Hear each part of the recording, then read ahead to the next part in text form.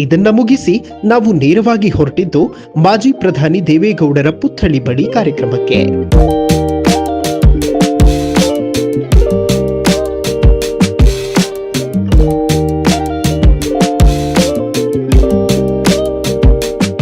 ಸಮಯ ಮಧ್ಯಾಹ್ನ 12:30. ಮಾಜಿ ಪ್ರಧಾನಿ ದೇವೇಗೌಡರಿಗೂ ದೇವದುರ್ಗಕ್ಕೂ ಅವಿನಾಭಾವ ಸಂಬಂಧ. ಇಂದು ಈ ಭಾಗದ ಜನ ದೇವೇಗೌಡರನ್ನ ಸ್ಮರಿಸಿಕೊಂಡೇ ಊಟ ಮಾಡ್ತಾರೆ. ಬರಡು ಭೂಮಿಯಲ್ಲಿ ಮೈದುಂಬಿ ಹರಿಯುವ ನೀರಾಗಲಿ, ಅಚ್ಚ ಹಸಿರ ವಾತಾವರಣವಾಗಲಿ ಇರೋದಕ್ಕೆ ಮಾಜಿ ಪ್ರಧಾನಿಗಳೇ ಕಾರಣ ಅನ್ನೋದು ಜನರ ಮಾತು. ಓಕೆ ವೀಕ್ಷಕರೇ, ಈಗ ದೇವದುರ್ಗದಲ್ಲಿ ನಾನಿದ್ದೀನಿ. ಇದೊಂದು ಐತಿಹಾಸಿಕ ಸ್ಥಳ. ಯಾಕೆ ಅಂತಂದ್ರೆ ನನ್ನ ಹಿಂದೆ ಇರೋದು ಮಾಜಿ ಪ್ರಧಾನಿ ದೇವೇಗೌಡರ ಅದ್ಭುತವಾದಂತಹ ಪುತ್ಥಳಿ. ಇತ್ತೀಚೆಗಷ್ಟೇ ಅನಾವರಣಗೊಳಿಸುವಂತಹ ಕೆಲಸವನ್ನ ಮಾಡಲಾಯಿತು. ದೇವದುರ್ಗದಲ್ಲಿ ನಿಖಿಲ್ ಕುಮಾರಸ್ವಾಮಿ ಕಾರ್ಯಕ್ರಮ ನಡೀತು. ಅದರ ಜೊತೆಗೆ ಉದ್ಘಾಟನಾ ಕಾರ್ಯಕ್ರಮ ಕೂಡ ಆಯ್ತು, ಪುತ್ಥಳಿ ಉದ್ಘಾಟನಾ ಕಾರ್ಯಕ್ರಮ. ಇನ್ಫ್ಯಾಕ್ಟ್ ನೀವು ನೋಡಬಹುದು 27ನೇ ತಾರೀಕು ಜೂನ್ ತಿಂಗಳಲ್ಲಿ ಇದನ್ನ ಅನಾವರಣಗೊಳಿಸಲಾಗಿರುವಂತಹ ಪುತ್ಥಳಿ ಇದು. ದೇವೇಗೌಡರ ಹೆಸರಿದೆ, ನಿಖಿಲ್ ಕುಮಾರಸ್ವಾಮಿ ಅವರ ಹೆಸರು ಹಾಕ್ಸಿದ್ದಾರೆ, ಮತ್ತೆ ವೆಂಕಟರಾವ್ ನಾಡಗೌಡರು ಮಾಜಿ ಸಚಿವರವರು, ಆಮೇಲೆ ಕರೆಮ್ಮ ನಾಯಕ್ ಅವರು ಶಾಸಕರು ಪ್ರೆಸೆಂಟ್, ಮತ್ತು ಬೇರೆ ಬೇರೆ ಶಾಸಕರೆಲ್ಲ ಇಲ್ಲಿ ಭಾಗಿಯಾಗಿದ್ರು. ರಾಜು ಗೌಡ್ರಿದ್ರು, ನೇಮಿರಾಜ್ ನಾಯಕ್ ಅವರು, ರಾಜ ವೆಂಕಟಪ್ಪ ನಾಯಕ್, ಬಹುತೇಕ ಅನೇಕ ಶಾಸಕರಿದ್ದಾರೆ. ಸೊ ಜೈ ಜವಾನ್ ಜೈ ಕಿಸಾನ್ ಅನ್ನುವಂತಹ ಶೀರ್ಷಿಕೆಯಡಿಯಲ್ಲಿ ಪುತ್ಥಳಿಯನ್ನ ಅನಾವರಣಗೊಳಿಸಲಾಗಿದೆ. ತೆನೆ ಹೊತ್ತ ಮಹಿಳೆ JDS ನಲ್ಲಿ ಹಸಿರು ಸೀರೆ ಉಟ್ಟು ಕಾಣಿಸ್ತಾಳೆ, ಆದ್ರೆ ಇಲ್ಲಿ ನೇಗಿಲನ್ನ ಹಿಡಿದು ರೈತರಾಗಿ ಕೆಲಸ ಮಾಡ್ತಾ ಇರುವಂತದನ್ನ ನಾವು ನೋಡ್ತಾ ಇದೀವಿ. ಸೊ ಬನ್ನಿ, ಮೇಲೆ ಇರುವಂತಹ ಒಂದಷ್ಟು ನಾಯಕರನ್ನೆಲ್ಲರನ್ನು ಕೂಡ ಮಾತಾಡಿಸ್ತಾ ಹೋಗೋಣ. ಇವತ್ತು ದೇವದುರ್ಗಕ್ಕೇನಾದ್ರೂ ನಾವು ಅಕ್ಕಪಕ್ಕ ನೋಡುವಂತಹ ವಾತಾವರಣ ಏನಿದೆ, ಅಚ್ಚ ಹಸಿರ ವಾತಾವರಣ ಇವತ್ತು ಸಿಕ್ಕಿದೆ ಅಂತಂದ್ರೆ ಅದಕ್ಕೆ ಬಹುದೊಡ್ಡ ಕಾರಣ ಮಾಜಿ ಪ್ರಧಾನಿ ದೇವೇಗೌಡರು. ತುಂಬಾ ಅದ್ಭುತವಾಗಿ ಪುತ್ಥಳಿಯನ್ನ ಮಾಡಿದ್ದಾರೆ. ಸೊ ಬನ್ನಿ ಮಾತಾಡಿಸ್ತಾ ಹೋಗೋಣ. ಮುಖಂಡರೆಲ್ಲರೂ ಕೂಡ ಇದ್ದಾರೆ, ಶಾಸಕರು ಕೂಡ ಇದ್ದಾರೆ. ಬೆಳಿಗ್ಗೆಯಿಂದ ಅವ್ರ ಜೊತೆ ಅನೇಕ ಕಾರ್ಯಕ್ರಮಗಳನ್ನ ನಾನು ಕವರ್ ಮಾಡುವಂತ ಪ್ರಯತ್ನವನ್ನ ಮಾಡ್ತಾ ಇದ್ದೀವಿ. ಓಕೆ, ಸೊ ಈಗ ದೇವೇಗೌಡರ ಪುತ್ಥಳಿ ಮುಂದೆ ನಾವು ನಿಂತಿದ್ದೀವಿ. ಕರೆಮ್ಮ ನಾಯಕ್ ಅವರನ್ನ ಮಾತಾಡಿಸ್ತಾ ಹೋಗ್ತೀನಿ. ಮೇಡಮ್, ಯಾಕೆ ದೇವೇಗೌಡರ ಪುತ್ಥಳಿಯನ್ನ ಮಾಡ್ಬೇಕು ಅಂತ ಅನ್ನಿಸ್ತು, ಮತ್ತು ಇದರ ಹಿಂದೆ ಇರುವಂತ ಶ್ರಮ ಎಷ್ಟು ಅಂತ? ನಿಜವಾಗ್ಲೂ ನಮ್ಮ ದೇವದುರ್ಗ ತಾಲೂಕು ಮತ್ತೆ ರಾಯಚೂರು ಜಿಲ್ಲೆ ಬಹಳಷ್ಟು ನೀರಾವರಿ ಇಲ್ದೇನೆ ಬರಗಾಲದಿಂದ ಬರಡಾದಂತ ನಮ್ಮ ನಾಡಿಗೆ, ನಮ್ಮ ಜಿಲ್ಲೆಗೆ ನೀರ್ ಕೊಟ್ಟಂತ ಭಗೀರಥರು ದೇವರವರು, ಸನ್ಮಾನ್ಯ ದೇವೇಗೌಡರು ಪ್ರಧಾನ ಮಂತ್ರಿ ಆದಂತ ಸಂದರ್ಭದಲ್ಲಿ ನಮಗೆ ನಾರಾಯಣಪುರ ಬಲದಂಡೆ ಒಂದು ಕೆನಲ್ ನಿರ್ಮಾಣ ಮಾಡಿ ಇಲ್ಲಿ ರೈತರು ಬಹಳ ನಸನ್ ಮಾಡಿ ರೈತರಿಗೆ ಒಂದು ದೇವರಾದಂತ ಸನ್ಮಾನ್ಯ ಮಾಜಿ ಪ್ರಧಾನ ಮಂತ್ರಿಗಳ ದೇವೇಗೌಡರ ಅಪ್ಪಾಜಿ ಅವ್ರದ್ದು ಪ್ರತಿಯೊಬ್ಬರ ಮನಸ್ಸಿನಲ್ಲಿ, ಪ್ರತಿಯೊಬ್ಬರ ಹೃದಯದಲ್ಲಿ ಕೂಡ ಅವ್ರು ಅದಾರ. ಹಂಗಾಗಿ ನಮ್ಮ ರೈತರು, ನಮ್ಮ ದೇವದುರ್ಗದ ನಮ್ಮ ಮಲ್ಲಣ್ಣ ಸಾವ್ಕಾರ ಅವರು ಸ್ವಂತ ಖರ್ಚಿನಲ್ಲಿ ಅವರು ಆ ದೇವೇಗೌಡರ ಒಂದು ಮೂರ್ತಿಯನ್ನ ಅನಾವರಣ ಇದೇ ಜೂನ್ 27ರಂದು ಅನಾವರಣ ಆಯ್ತು. ಖುದ್ದಾಗಿ ಸನ್ಮಾನ್ಯ ದೇವೇಗೌಡ ಅಪ್ಪಾಜಿ ಅವರೇ ಆ ಒಂದು ಕಾರ್ಯಕ್ರಮಕ್ಕೆ ಬಂದದ್ದು ಇನ್ನ ನಮಗೆಲ್ಲ ಬಹಳ ಸಂತೋಷ ಆಯ್ತು ಅಂತ ಹೇಳಕ್ ಇಷ್ಟಪಡ್ತೀನಿ. ಓಕೆ ವೀಕ್ಷಕರೇ, ಒಂದೊಮ್ಮೆ ನಿಮಗೆ ದೇವೇಗೌಡರ ಪುತ್ಥಳಿಯನ್ನ ತೋರಿಸುವಂತಹ ಪ್ರಯತ್ನ ಮಾಡ್ತೀನಿ. ಅದ್ರ ಮೇಲೆ ಹೂವ ಹಾಕಿದ್ರು ಕೂಡ ಪುತ್ಥಳಿಯ ಮೇಲೆ ಎಷ್ಟು ಅದ್ಭುತವಾಗಿ ಪುತ್ಥಳಿಯ ಮೇಲೆ ಕೂತ್ಕೊಂಡಿದೆ ಅಂತಂದ್ರೆ ಒಂಥರ ಖುಷಿ ಆಗತ್ತೆ. ಬಹುಶಃ ದೇವೇಗೌಡರನ್ನ ಹೊರತುಪಡಿಸಿದ್ರೆ ಬೇರೆ ಯಾರು ಕೂಡ ಈ ರೀತಿಯ ಒಂದು ಜನರ ಪ್ರೀತಿಯನ್ನ ಪಡೆಯೋದಕ್ಕೆ ಸಾಧ್ಯ ಇಲ್ಲ. ಯಾಕೆ ಅಂತಂದ್ರೆ ಬದುಕಿದ್ದಂತಹ ಸಂದರ್ಭದಲ್ಲೇ ಪುತ್ಥಳಿ ಆಗಿರುವಂತದ್ದು ತೀರಾ ಕಡಿಮೆ ರಾಜಕಾರಣಿಗಳದ್ದು. ಒಂದು ಸಿಂದಗಿ ಅಶೋಕ್ ಮನುಗುಳಿ ಅವರು, ಅವರ ತಂದೆ ಮನುಗುಳಿ ಅವರಿದ್ರು, ಅವ್ರದ್ದು ಮತ್ತು ದೇವೇಗೌಡರದ್ದು ಪ್ರತಿಮೆ ಆಗಿತ್ತು. ಅದನ್ನ ಹೊರತುಪಡಿಸಿದ್ರೆ ಇದು ಎರಡನೇ ಪ್ರತಿಮೆ. ಒಂದು ಐತಿಹಾಸಿಕ ಕ್ಷಣಕ್ಕೆ ಸಾಕ್ಷಿಯಾಗಿದ್ದು ದೇವದುರ್ಗ. ತುಂಬಾ ಶ್ರಮ ಇರುತ್ತೆ ಇದರ ಹಿಂದೆ. ಇನ್ಫ್ಯಾಕ್ಟ್ ಎಷ್ಟು ದಿನ ತಗೊಂಡ್ರಂತೆ ಇದನ್ನ ಮಾಡೋದಕ್ಕೆ? 3 ದಿನ ಅಂತ.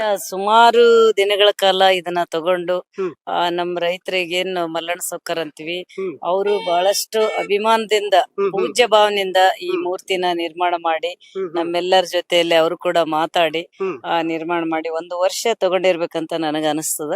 ಹಂಗಾಗಿ ಇಲ್ಲಿ ಈ ಜಾಗ ಕೊಟ್ಟವ್ರು ಇದೇನ್ ರೈತರು ದುಡ್ಡು, ನಮ್ಮ ರೈತರು ನಮ್ಮ ಬಸನಗೌಡ ಪಾಟೀಲ್ರು, ನಮ್ಮ ಚಿಕ್ಕ ವನಕುಣಿ ಅವ್ರು ಕೂಡ ಇಲ್ಲಿ ಮೇನ್ ರಸ್ತೆ ನೋಡ್ರಿ, ಇದು ಇಷ್ಟು ಬೆಲೆ ಬಾಳುವಂತ ಒಂದು ಏರಿಯಾ ಆದ್ರೂ ಕೂಡ ಅವರು ದೇವೇಗೌಡರ್ಕಿಂತ ಹೆಚ್ಚಿಂದ ಏನಲ್ಲ, ದೇವರ ದೇವರ ಮಗ ಅಂತ ನಾವೇನ್ ಕರಿತೀವಿ ದೇವೇಗೌಡರನ್ನ. ಹಂಗಾಗಿ ಅವ್ರ ಒಂದು ಅಭಿಮಾನದಿಂದ ಇಲ್ಲಿ ಮೂರ್ತಿ. ಇನ್ಫ್ಯಾಕ್ಟ್ ಅಲ್ಲಿ ಮುಂದೆ ಒಂದು ಅದ್ಭುತವಾಗಿ ನಾಲೆ ಹರಿತಾ ಇದೆ. ಸೊ ಈ ಪ್ರಮಾಣದಲ್ಲಿ ಇಲ್ಲಿ ನೀರಾವರಿ ಬರೋದಕ್ಕೆ ದೇವೇಗೌಡರೇ ಕಾರಣ ಅನ್ನುವಂಥದ್ದನ್ನ ಜನ ಹೇಳ್ತಾರೆ. ಸೊ ಹೇಗೆ ಕಾರಣಕರ್ತರಾದ್ರು, ಹೇಗ್ ನಡೀತು ಆ ಹೋರಾಟಗಳೆಲ್ಲವೂ ಕೂಡ ಅಂತ? ಇಲ್ಲಿ ನೀರಾವರಿಗಾಗಿ ಹೋರಾಟ ನಡೀತಾ ಇತ್ತು. ಆದ್ರೆ ಸನ್ಮಾನ್ಯ ದೇವೇಗೌಡರು ಬಂದು ದೇವದುರ್ಗಕ್ಕೆ ಒಂದು ದೊಡ್ಡ ಸಮಾವೇಶ ಮಾಡಿದ್ರ ಅಂತ ಹೇಳ್ತಾರ. ನಾವಿನ್ನ ರಾಜಕಾರಣದಲ್ಲಿ ಇರ್ಲಿಲ್ಲ ಅವಾಗ. ಎಲ್ಲಾ ರೈತರು ಹಿರಿಯರೆಲ್ಲ ಹೇಳಂತ ಮಾತು, ಅವರು ಇಲ್ಲಿ ನಿಮ್ಮ ಒಂದು ಬರದ ನಾಡಿಗೆ ನಾನ್ ನೀರ್ ತಂದ್ ಕೊಡ್ತೀನಿ ಅನ್ನಂತ ಒಂದ್ ಮಾತು ಕೊಟ್ಟು ಹೋಗಿದ್ರಂತ. ಆ ಮಾತಿನ ಪ್ರಕಾರ ನಮ್ಮ ಸನ್ಮಾನ್ಯ ದೇವೇಗೌಡರು ಇಲ್ಲಿ ಕೆನಲ್ ನಿರ್ಮಾಣ ಮಾಡಿ, ಅದು ಬಹಳ ಅವರು ಇರ್ತಕ್ಕಂತ ಅವಧಿ ಕಡಿಮೆ ಅವಧಿಯಲ್ಲೇನೆ ಎಲ್ಲ ತುಂಡು ಗುತ್ತಿಗೆಗಳನ್ನು ಮಾಡಿ ನಮ್ಮ ರೈತರಿಗೆ ಯಾವುದೇ ಟೆಂಡರ್ ಆಗ್ದೇನೆ ಅಲ್ಲಿ ವರ್ಕ್ ಗಳನ್ನ ಮಾಡಿಕೊಟ್ಟಂತದ್ದು. ಇವತ್ತು ಅತಿ ಶೀಘ್ರವಾಗಿ ನಮ್ಮಲ್ಲಿ ಕೆನಲ್ ನಿರ್ಮಾಣ ಮಾಡಿಕೊಟ್ಟದ್ದು ನಮ್ಗೆ ಅನುಕೂಲ ಆಗಿದೆ. ಓಕೆ ಮೇಡಮ್, ಬೇರೆ ಬೇರೆ ಕ್ಷೇತ್ರಗಳಿದೆ. ರಾಯಚೂರಿನಲ್ಲಿ ಸುಮಾರು 7 ವಿಧಾನಸಭಾ ಕ್ಷೇತ್ರಗಳ ಈ ಜಿಲ್ಲೆಯ ವ್ಯಾಪ್ತಿಯಲ್ಲಿ ಬರುತ್ತೆ. ದೇವದುರ್ಗನೇ ಯಾಕೆ ಬೇಕಾಗಿತ್ತು ಈ ಮೂರ್ತಿಯನ್ನ ಮಾಡೋದಕ್ಕೆ ಅಂತ? ಸರ್, ನಾವು ಆತರ ನಾವು ದೇವೇಗೌಡ್ರನ್ನ ನಾವು ನೋಡ್ತೀವಿ, ಆದ್ರೆ ದೇಶಾದ್ಯಂತ ದೇವೇಗೌಡರಿಗೆ ಒಂದ್ ದೊಡ್ಡ ಹೆಸರು ಅದು. ಅವರು ಪ್ರಧಾನ ಮಂತ್ರಿಗಳಾದಂತ ಸಂದರ್ಭದಲ್ಲಿ ನೋಡ್ರಿ, ಈಗ ಪಂಜಾಬಿನಲ್ಲಿ ಅವರು ಭತ್ತದ ಒಂದು ಹೆಸರು ದೇವೇಗೌಡರ ಹೆಸರು ಇಟ್ಬಿಟ್ಟಾರ ಅಲ್ಲಿ. ಅದ್ರಂಗ ಅನೇಕ ನೆಲ ಜಲಕ್ಕಾಗಿ ರೈತರ ಒಂದು ಉಳಿವಿಗಾಗಿ ಸನ್ಮಾನ್ಯ ದೇವೇಗೌಡರು ಇಡೀ ದೇಶಾದ್ಯಂತ ಅವರು ಯಾವುದೇ ಭೇದ ಭಾವ ಇಲ್ದೇನೆ ಪಕ್ಷಾತೀತವಾಗಿ ಜಾತ್ಯತೀತವಾಗಿ ಅವರು ಕಾರ್ಯಕ್ರಮಗಳನ್ನು ಕೊಟ್ಟಾರ. ಅದರಲ್ಲಿ ನಮ್ ದೇವದುರ್ಗಕ್ಕ ನಾರಾಯಣಪುರ ಬಲದಂಡೆ ಕೊಟ್ಟದ್ದು ನಾವೆಲ್ಲರೂ ಪುಣ್ಯ ಮಾಡಿವಿ ಅನ್ನಂತದ್ದು ನಮ್ಮೆಲ್ಲರ ರೈತರದ್ದು ನಮ್ಮ ಅಭಿಪ್ರಾಯ ಸರ್. ಓಕೆ, ನಮಗೆ ಸರ್ಕಾರದಿಂದ ಆಗಲಿ ಅಥವಾ ಅಧಿಕಾರದಲ್ಲಿದ್ದಂತಹ ಸಂದರ್ಭದಲ್ಲಿ ರಾಜಕಾರಣಿಗಳು ಕೊಡುಗೆ ಕೊಡೋದು ಅದು ಅವರ ಕರ್ತವ್ಯ. ಬಟ್ ಆ ಕೊಡುಗೆಯನ್ನ ಸ್ಮರಿಸಿಕೊಳ್ಳೋದು ಕೂಡ ಒಂದು ಗುಣ ಇರ್ತದೆ. ದೇವದುರ್ಗದ ಜನ ಅಷ್ಟು ಹೃದಯ ವೈಶಾಲ್ಯತೆಯನ್ನ ಮೆರೆದಿರೋದ್ರಲ್ಲಿ ಯಾವುದೇ ಅನುಮಾನ ಇಲ್ಲ. ಮತ್ತು ತಮ್ಮ ಪಾತ್ರ ಕೂಡ ತುಂಬಾ ದೊಡ್ಡ ಪ್ರಮಾಣದಲ್ಲಿ ಇದೆ ಇದರಲ್ಲಿ ಅನ್ನುವಂಥದ್ದನ್ನ ಹೇಗೆ ಜನರಿಗೆ ಕನ್ವೆ ಮಾಡ್ತೀರಿ ಅದನ್ನ ಅಂತ?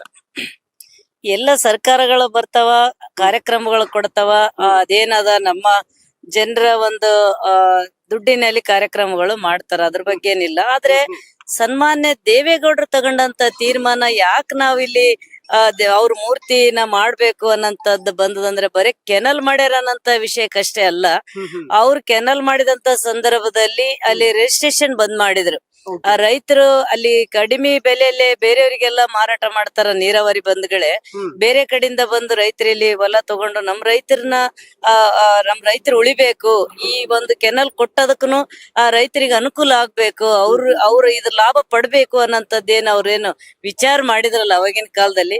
ಸ್ವಂತ ತಂದೆ ಮಗನಿಗಾಗಿ, ತಾತ ಮೊಮ್ಮಗನಿಗಾಗಿ ಏನ್ ಯಾವ ರೀತಿ ಮುಂದಿನ ಮುನ್ನಾಲೋಚನೆ ಮಾಡಿ ಏನು ಕಾರ್ಯಕ್ರಮಗಳು ಉಳಿತಾಯ ಮಾಡಿರ್ತಾರ, ಆ ವಿಚಾರದಿಂದ ಇವತ್ ನಮ್ ತಾಲೂಕದ ಜನ ದೇವೇಗೌಡ್ರನ್ನ ಶಾಶ್ವತ ದೇವ್ರು, ನಮ್ ತಂದೆ ಅನ್ನೋಂತ ಭಾವನೆಯನ್ನು ನಾವು ವ್ಯಕ್ತಪಡಿಸ್ತೀವಿ ಸರ್. ಅಮೇಜಿಂಗ್.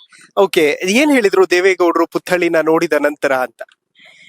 ಇಲ್ಲ, ದೇವೇಗೌಡರು ನಾವೆಲ್ಲರೂ ಏನ್ ಅನ್ಕೊಂಡಿವಿ ಅಂದ್ರೆ ದೇವೇಗೌಡರಿಂದ ದೇವೇಗೌಡರು ಅವ್ರು ದೇವ್ರ ಸಮಾನರು ಅಂತ ನಾವು ತಿಳ್ಕೊಂಡ್ವಿ. ಆದ್ರೆ ಅವ್ರು ನಮ್ಮ ತಾಲೂಕಿನ ಜನರನ್ನ ಅವ್ರನ್ನ ಅಭಿಮಾನಿಗಳೇನ್ ನಾವು ನೋಡ್ತೀವಲ್ಲ, ದೇವೇಗೌಡರನ್ನ ಮೂರ್ತಿ ಮಾಡಿದವ್ರಿಗೆ ಅವ್ರು ನಮ್ನ ದೇವ್ರಂತ ಅನ್ಕೊಂತಾರ. ಆ ರೀತಿ ಅವ್ರು ಮೂರ್ತಿ ಪ್ರಿಯರಲ್ಲ ನಮ್ಮವ್ರು. ಸನ್ಮಾನ್ಯ ದೇವೇಗೌಡರು ಒಂದು ಯಾವ್ದೋ ಒಂದು ಮೂರ್ತಿ ಪ್ರಚಾರ ಇಂಥದವ್ರು ಇಷ್ಟ ಪಡೋದಿಲ್ಲ. ಅವ್ರ ಕೆಲ್ಸಗಳು ಶಾಶ್ವತ ಅವ್ರ ಹೃದಯದಲ್ಲಿ, ಅವ್ರ ಬದುಕು ಹಸನಾಗ್ಬೇಕನ್ನಂತದ್ ಅವ್ರ ಉದ್ದೇಶ ಇರೋದ್ರಿಂದ ಅವ್ರ ಸಭೆಯಲ್ಲಿ ಒಂದ್ ಮಾತು ಹೇಳ್ತಾರೆ. ಏನಂದ್ರೆ, ನಾನು ಇವತ್ತು ನನ್ನ ಮೂರ್ತಿ ಅನಾವರಣ ಮಾಡ್ಯಾರ ಅಂತ ಹೇಳಿ ಖಂಡಿತವಾಗ್ಲೂ ನಾನು ಬಂದಿಲ್ಲ. ನನ್ನ ದೇವದುರ್ಗದ ಜನತೆನ ನಿಮ್ ಪ್ರೀತಿನ ನೋಡಿ ಒಂದು ಬಡ ಕುಟುಂಬದ ಮಹಿಳೆಯನ್ನ ನಾನ್ ಬಂದು ಆ ಎಮ್ಮಗೆ ಟಿಕೆಟ್ ಕೊಟ್ನಿ ಗೆಲ್ಸ್ರಿ ಅನ್ನಂತದ್ ಹೇಳಿದೆ. ಕೊನೆವರೆಗೆ ನನ್ನ ಉಳಿಸ್ಕೊಂಡು ಬಂದಿರಿ ನನ್ನ ದೇವದುರ್ಗದ ಜನರು. ನಿಮ್ಮನ್ನ ನೋಡೋದಕ್ ಬಂದಿನಿ ಅಂತ ಹೇಳ್ತಾರೆ ಅಂದ್ರೆ ಅವ್ರಿಗೆ ಎಷ್ಟು ದೊಡ್ಡ ಗುಣ. ಯಾಕಂದ್ರೆ ನಾವು ಅವ್ರನ್ನ ದೊಡ್ಡವ್ರಂತ, ನಾವು ದೇವ್ರಂತ ಭಾವಿಸ್ತೀವಿ. ಅವ್ರು ನಮ್ಮನ್ನ ದೇವ್ರಿದ್ದಂಗಮ್ಮ ಬಂದು ನಾನೇನ್ ಹೇಳಿದೆ ಅದ್ರ ಪ್ರಕಾರ ನನ್ನ ಅವ್ರು ಮರ್ತಿಲ್ಲ. ಆದ್ರೆ ಅವ್ರಿಗೆ ಒಂದು ಕೈ ಮುಗಿದು ಕೃತಜ್ಞತೆ ಹೇಳಿ ಬರ್ತೀನಿ ಅನ್ನಂತ ಮಾತು ಹೇಳಿದ್ ನೋಡಿದ್ರೆ ನಿಜವಾಗ್ಲೂ ಅವ್ರು ನಮ್ ದೇವ್ರೇ ಸರ್. Correct madam. ಇನ್ಫ್ಯಾಕ್ಟ್ ದೇವೇಗೌಡರ ಸಿಟ್ಟು ನಾವು ನೋಡಿದೀವಿ, ದೇವೇಗೌಡರ ಕಣ್ಣೀರನ್ನು ನಾವು ನೋಡಿದೀವಿ. ಅವರು ಯಾವುದೇ ವೇದಿಕೆಗಳಲ್ಲಿದ್ರೆ ನಗೋದು ತೀರಾ ಕಡಿಮೆ. ಅವತ್ತು ದೇವದುರ್ಗದಲ್ಲಿ ಫುಲ್ ಅವರೇ ಕಾಮಿಡಿ ಮಾಡ್ಕೊಂಡು ನಗ್ನಗ್ತಾ ಸ್ಟೇಜ್ ಮೇಲೆ ಕೂತಿದ್ರು. ಏನ್ ಅಷ್ಟೊಂದು ಚಿಲ್ ಆಗಿದ್ರಲ್ಲ ಅವತ್ತು ದೇವದುರ್ಗದಲ್ಲಿ ಅಂತ? ಇಲ್ಲ, ನಮ್ಮ ತಾಲೂಕಿನ ಒಂದು ರೈತರು ಅವ್ರನ್ನ ನೆನ್ಸ್ಕೊಳ್ಳಂತ ರೀತಿ, ಅವ್ರನ್ನ ಕರೆದು ಪ್ರೀತಿಯಿಂದ ನೋಡ್ರಿ, ಇಲ್ಲಿ ಒಂದು ಪಕ್ಷ ಅಂತಲ್ಲ ಪಕ್ಷಾತೀತವಾಗಿ ಅವ್ರನ್ನ ಗೌರವಿಸ್ತಾರ. ಜಾತ್ಯತೀತವಾಗಿ ಅವ್ರನ್ನ ಗೌರವಿಸ್ತಾರ. ಹಂಗಾಗಿ ಅವ್ರು ದೇವದುರ್ಗ ಬಂದ್ರಂದ್ರೆ ಸ್ವಂತ ಊರು ಹುಟ್ಟು ಊರಿಗೆ ಹೋದಂಗಷ್ಟೇ ಅವ್ರಿಗೆ ಖುಷಿ ಆಗ್ತದ.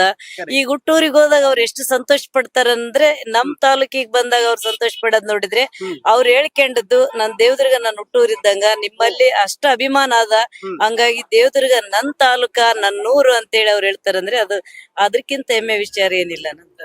ಓಕೆ ವೀಕ್ಷಕರೇ, ನಿಮಗೊಂದೊಮ್ಮೆ ದೇವೇಗೌಡರ ಮೂರ್ತಿಯನ್ನ ಕಂಪ್ಲೀಟ್ ಆಗಿ ಪ್ಯಾನ್ ಮಾಡಿ ತೋರಿಸುವಂತಹ ಒಂದು ಪ್ರಯತ್ನವನ್ನ ಮಾಡ್ತೀವಿ. ನೋಡಿ, ಕೆಳಗಡೆ ಮಾಡಿರುವಂತಹ ಒಂದು ಕಟ್ಟೆ, ಅದರ ಮೇಲೆ ದೇವೇಗೌಡರ ಮತ್ತೊಂದು ಭಾಗವನ್ನ ನಾವು ತೋರಿಸ್ತಾ ಇದೀವಿ. ಸೊ ಕಾಲಿನ ಆ ಚಿತ್ರವನ್ನ ಕೂಡ ನೀವು ಗಮನಿಸಬಹುದು, ತುಂಬಾ ಸೂಕ್ಷ್ಮವಾಗಿ ಡಿಸೈನ್ ಮಾಡಿದ್ದಾರೆ. ಆಮೇಲೆ ನಮ್ಮ ಮಾಜಿ ಪ್ರಧಾನಿಗಳು ಉಡುವಂತಹ ಪಂಚೆ ಆಗಿರಬಹುದು, ಅದ್ ಸೇಮ್ ಯಾವ ತರ ಅವರು ಉಡ್ತಾರೆ ಬಟ್ಟೆಗಳು ಸೇಮ್ ಹಾಗೆ ಕಾಣಿಸ್ತದೆ ನಮಗೆ. ಅಂಡ್ ಫೇಸ್ ನೋಡಿದ ತಕ್ಷಣ ಒಂದು ನಗುಮುಖ ಕಾಣಿಸುತ್ತೆ. ಸೊ ತುಂಬಾ ಖುಷಿ ಆಗುತ್ತೆ. ಯಾಕೆಂತಂದ್ರೆ ನಮ್ಮ ಕರ್ನಾಟಕದಲ್ಲಿ, ತಮಿಳ್ನಾಡಲ್ಲಿ ಈ ತರದ ಟ್ರೆಂಡ್ ಸಿಕ್ಕಾಪಟ್ಟೆ ಇದೆ, ಆದ್ರೆ ಕರ್ನಾಟಕದಲ್ಲಿ ಈ ತರದ ಟ್ರೆಂಡ್ ಅನ್ನ ಯಾರಾದ್ರೂ ಸೃಷ್ಟಿ ಮಾಡಿ ಕೊಟ್ಟಿದ್ದಾರೆ ಮತ್ತು ಬದುಕಿರುವಂತಹ ಸಂದರ್ಭದಲ್ಲೇ ಒಬ್ಬ ರಾಜಕಾರಣಿಗೆ, ಒಬ್ಬ ನಾಯಕನಿಗೆ ತಮ್ಮ ಪ್ರೀತಿಯನ್ನ ತೋರಿಸಿದ್ದಾರೆ ಅಂತಂದ್ರೆ ಅದು ಬಹುಶಃ ದೇವದುರ್ಗದ ಜನ ಅನ್ನೋದ್ರಲ್ಲಿ ಯಾವುದೇ ಅನುಮಾನ ಇಲ್ಲ.